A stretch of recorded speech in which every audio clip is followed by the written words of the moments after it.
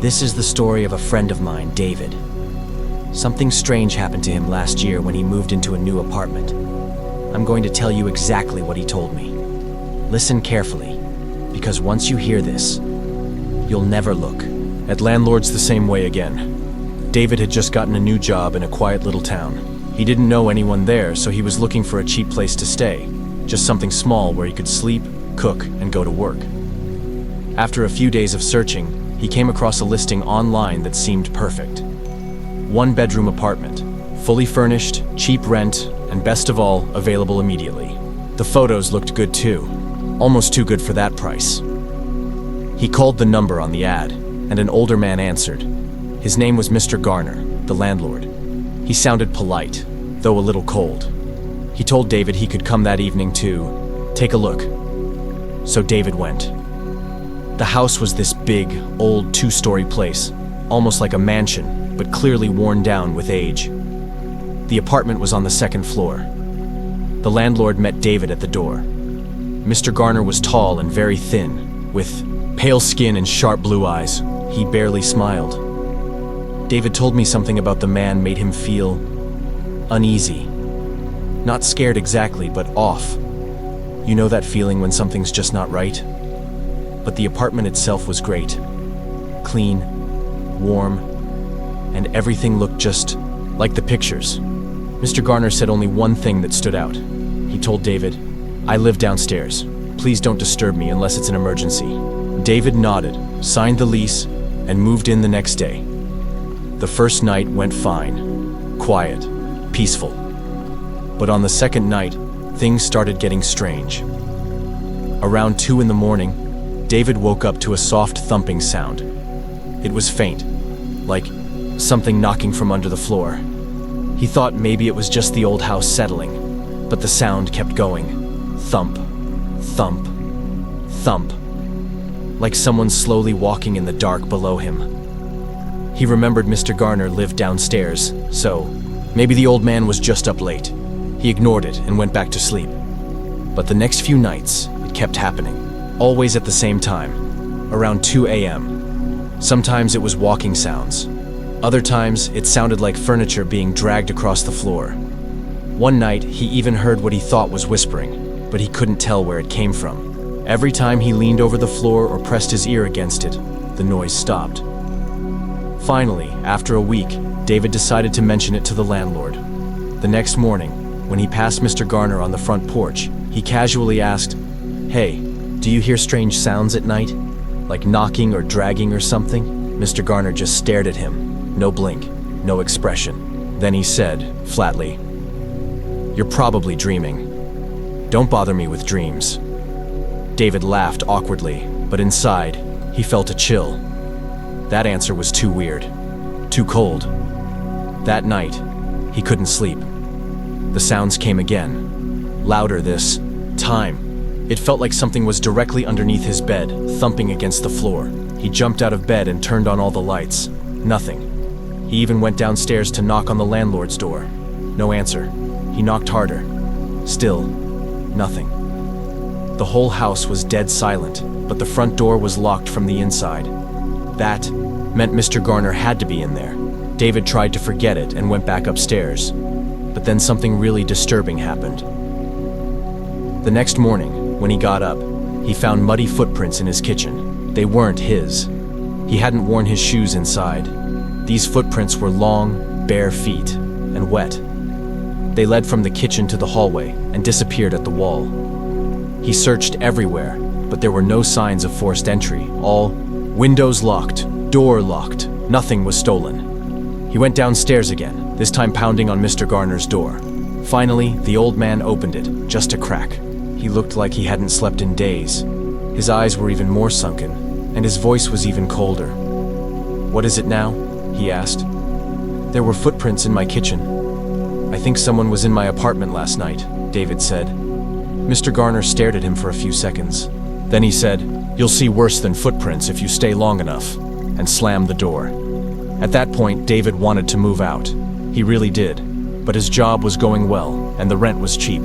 He convinced himself it was just an old man messing with him, or maybe losing his mind. But things got worse. Way worse. He started waking up with scratches on his arms and back. Once, he woke up and found all the drawers in his kitchen wide open. Another time, his bathroom mirror had a word written on it in steam. Downstairs. That night, David couldn't take it anymore. He decided he had to know what was going on. He waited until midnight. Then, he crept down the stairs and stood in front of Mr. Garner's door. It was strangely quiet, almost like the house was holding its breath. He turned the doorknob. It was unlocked. Inside, the house was not what he expected. It was completely empty. No furniture, no lights, just dust and cobwebs everywhere. It looked abandoned, like no one had lived there in years. But that wasn't the worst part. On the far wall, there was a staircase leading to the basement. Something about it pulled him in. He slowly walked down the stairs, each step creaking loudly in the silence. The basement smelled of rot and mold, and in the middle of it was a huge wooden box, like a coffin, but bigger. It was chained shut. He stepped closer and saw scratch marks all around the box, deep ones, like something had tried to claw its way out. Then he heard it, a whisper. "Help me." He turned around. No one there. Then a loud bang! The box shook violently, and something inside growled. David ran. He didn't stop. He ran up the stairs, out the front door, and didn't look back. He didn't even take his stuff. He booked a hotel that night and called the police in the morning. But when the police checked the house, they found nothing. No chains, no box, no basement stairs. In fact, there was no basement. The officers said it was just an old house with a strange layout.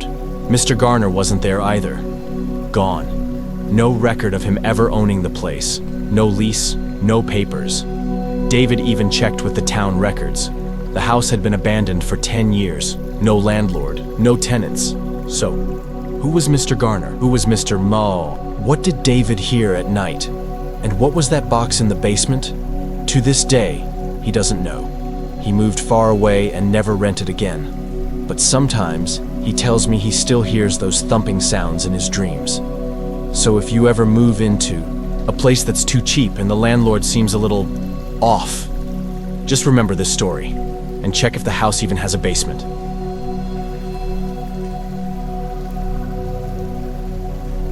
This story I'm about to tell you is called The Landlord Horror Story. It's about a guy named Mark, and trust me, what happened to him will make you think twice before trusting your landlord. You'll want to listen closely because this is not just a creepy tale. It's something real that happened to him. Mark was new in town. He had just moved to a small city for a fresh start and found a job in a local factory. Like most people, he needed a place to stay that didn't cost too much. After looking around for days, Mark found an old but affordable apartment on the edge of town.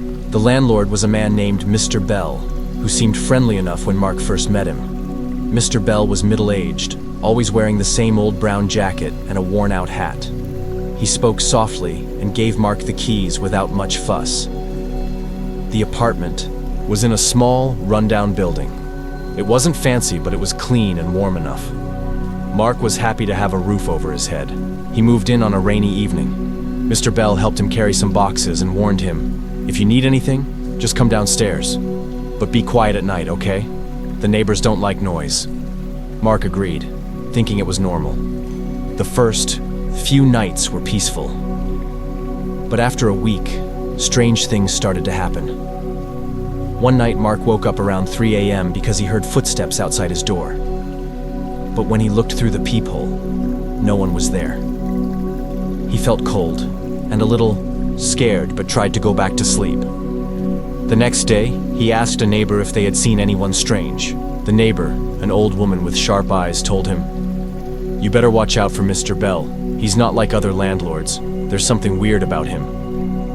Mark laughed it off. It was probably just gossip. But that night, things got worse. He heard knocking. Not soft knocking, but loud, angry banging coming from the walls. Then whispers, barely audible, but definitely there. He pressed his ear against the wall and heard words like "leave" and "help." It made his skin crawl. Mark decided to call Mr. Bell in the morning to ask if anyone else lived nearby. Mr. Bell's answer was strange. He said, "You're imagining things.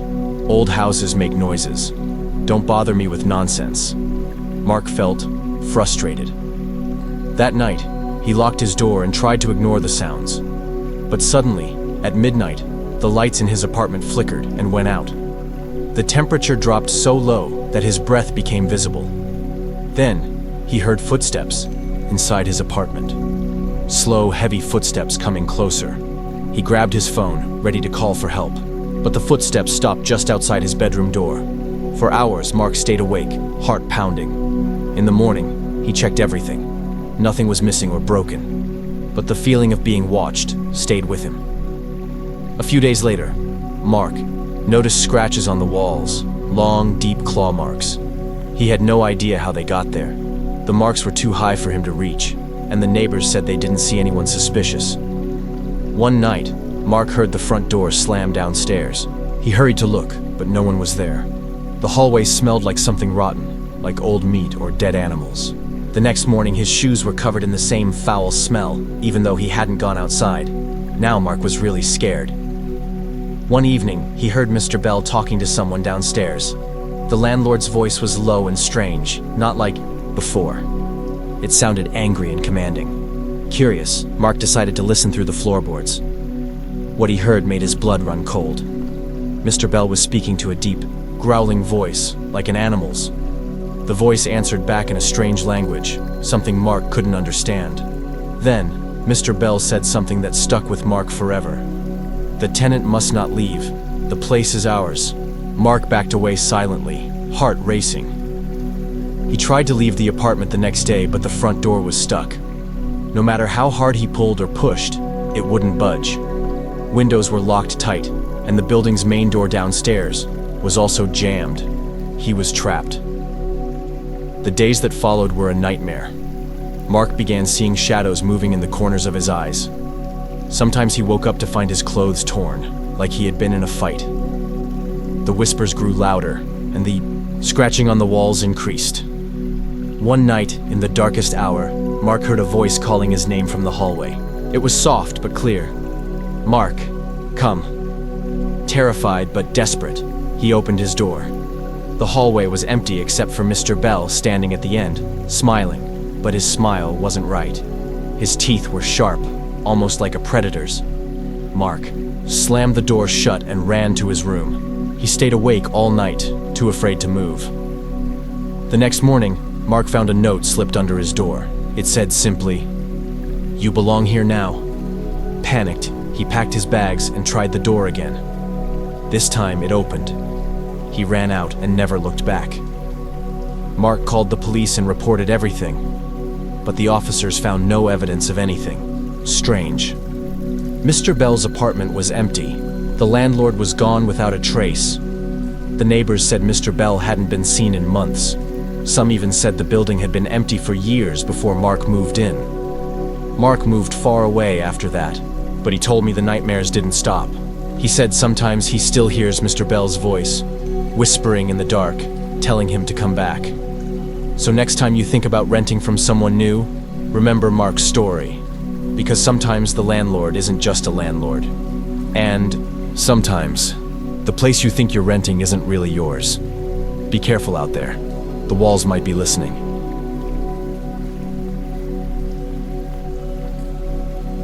This story I'm about to tell you is the Landlord horror story. It happened to a guy named James, and believe me, what he went through will make you think twice before trusting your landlord. It's one of those stories that sounds too strange to be true, but James swears it really happened. So listen carefully, because this is not just a scary tale. It's something you might never forget. James had just moved to a new city for work. He was young, hopeful, and needed a place to stay that didn't cost too much. After looking around for a while, he found a small apartment in an old building on the outskirts of town. The rent was cheap, and the landlord was a man named Mr. Collins.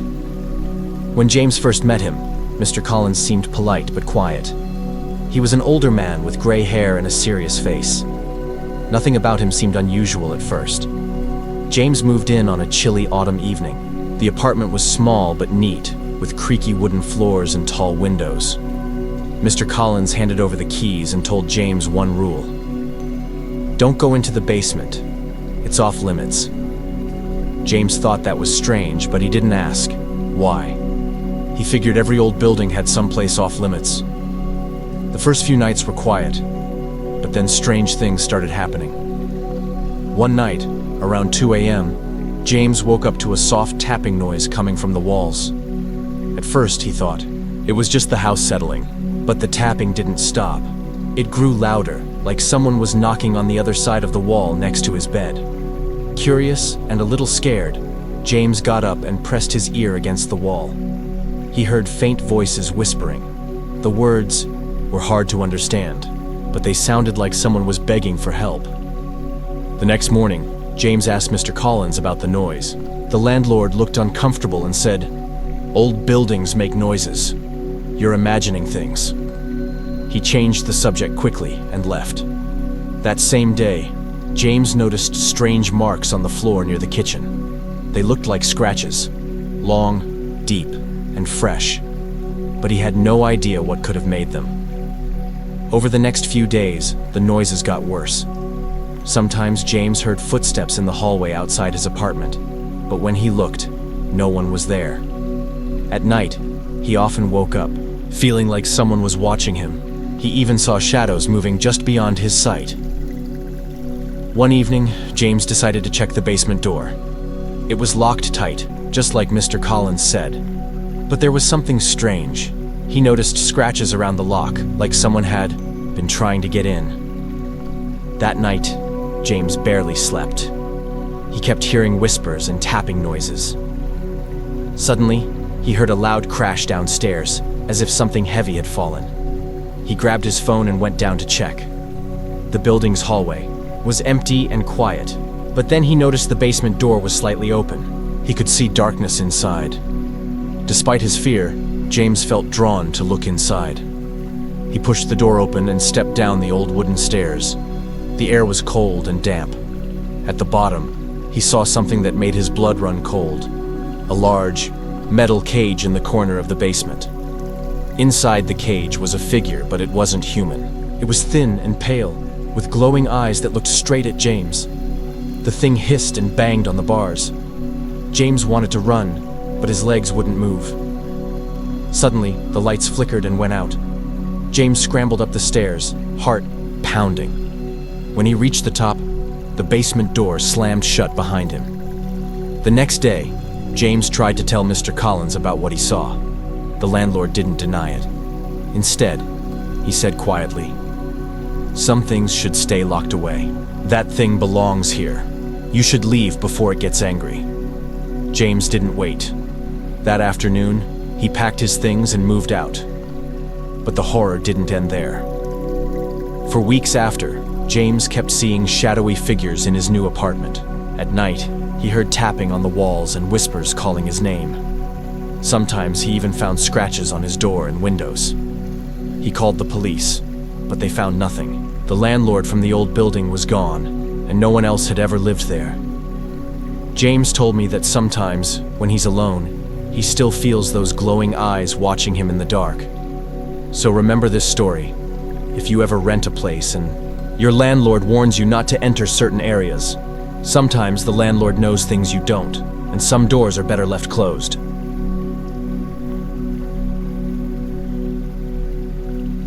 This story I'm about to tell you is called the Landlord horror story. It's about a man named David, and what happened to him is something you might find hard to believe. But it really did happen, and it will make you think twice about who you trust when renting a place. So, listen carefully.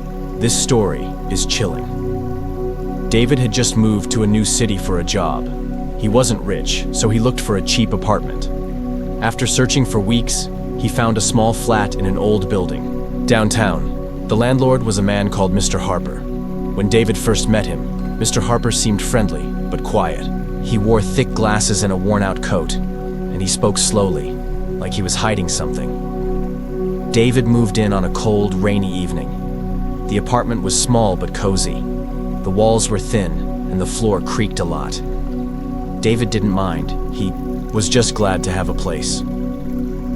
Before leaving, Mr. Harper gave him a set of keys and said, "If you hear anything strange at night, just ignore it.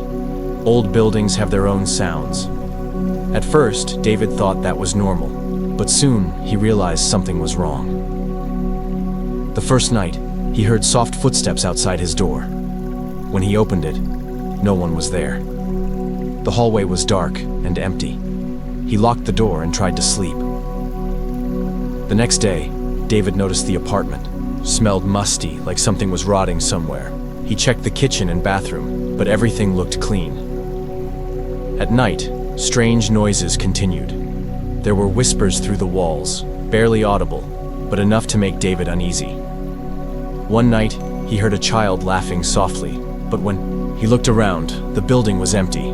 David decided to ask Mr. Harper about it. When he met the landlord, he said, "The building is old. Sometimes you hear things from the past." David thought that was a strange answer, but he didn't push further. Days passed, and the noises grew louder. David began to see shadows moving in the corners of his eyes. One night, the lights flickered, and suddenly all went dark. In the silence, he heard a voice whisper his name. Frozen with fear, David stayed still until the lights came back on. The next morning, he found scratches on the inside of his bedroom door. Long, deep marks, as if someone or something had tried to claw its way in. David started to feel like he wasn't alone. One afternoon, he noticed Mr. Harper acting oddly. The landlord was pacing nervously and avoided eye contact. David asked if everything was okay, but Mr. Harper only said, "This building holds many secrets. Some are better left buried." Curious and scared, David explored the hallway. At the end of the corridor was a door he had never noticed before.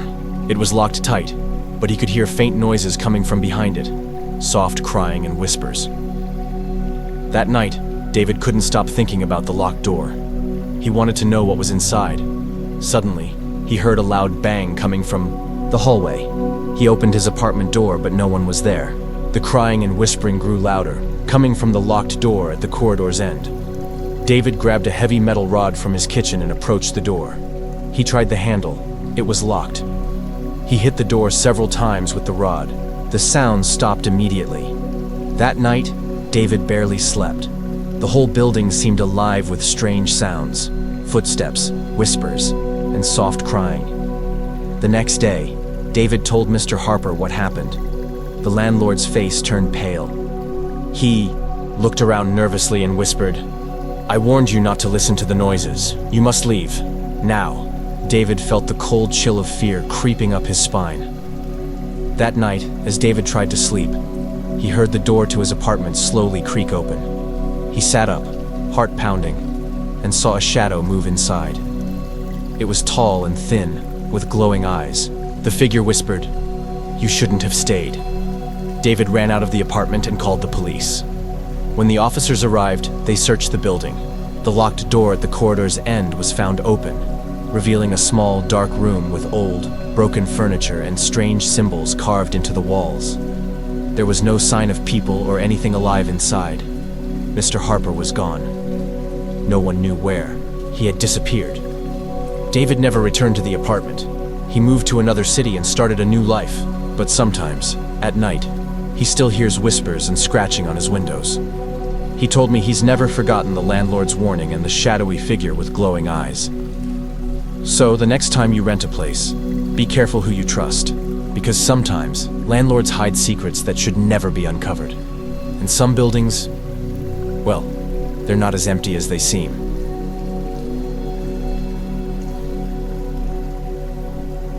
This story I'm about to tell you is called The Landlord Horror Story. It's about a woman named Sarah, and what she went through will really make you think twice about renting from strangers. It's one of those stories that sounds impossible, but Sarah says it's all true. So listen closely. This story is not for the faint-hearted.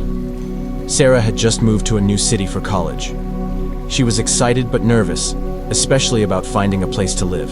After searching online, she found a small flat in an old building owned by a man named Mr. Baker. When Sarah first met him, Mr. Baker seemed kind but a bit strange.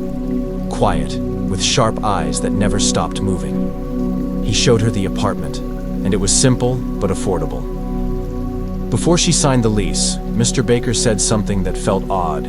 He told her, "You don't want to go into the attic.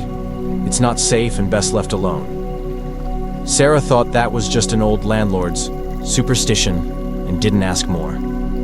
Sarah moved in on a cold November day. The flat was cozy but had an old smell like wood and dust. The building creaked in the wind, and sometimes she heard footsteps from above, even when she knew no one else was there. The first few nights, Sarah heard nothing strange. But on the fourth night, something happened that changed everything. Around midnight, she was woken up by a soft scratching sound coming from the ceiling. It was faint but steady, like nails scraping wood.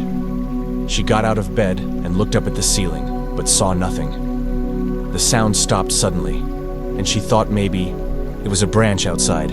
The next day, Sarah asked Mr. Baker about the attic. He looked uneasy and said, "I told you, it's better not to go up there. The stairs are broken, and the place is dangerous." That night, the noises started again. Scratching, whispers, and soft crying. Sarah's heart raced every time. She heard the sounds. She tried to ignore it, but it was impossible. One evening, Sarah decided to investigate. She found an old, dusty door in the hallway she had never noticed before.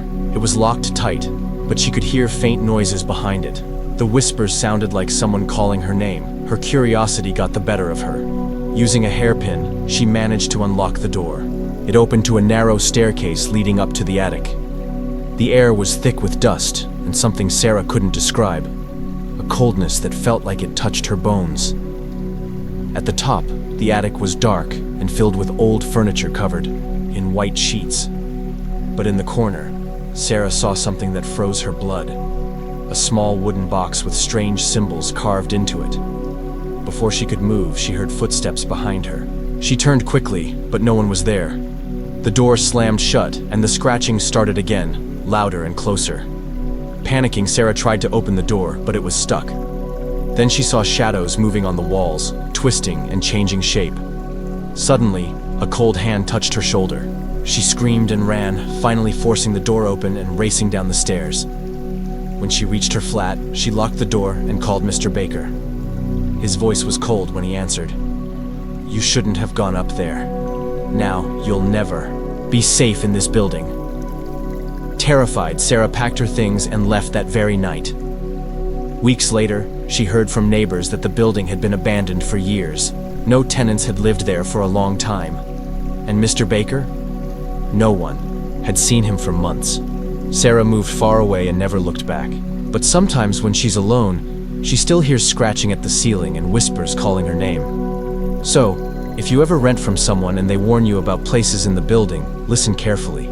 Some landlords aren't just keeping rules. They're hiding things better left forgotten. Because some buildings hold dark secrets, and sometimes those secrets reach out to anyone who stays inside.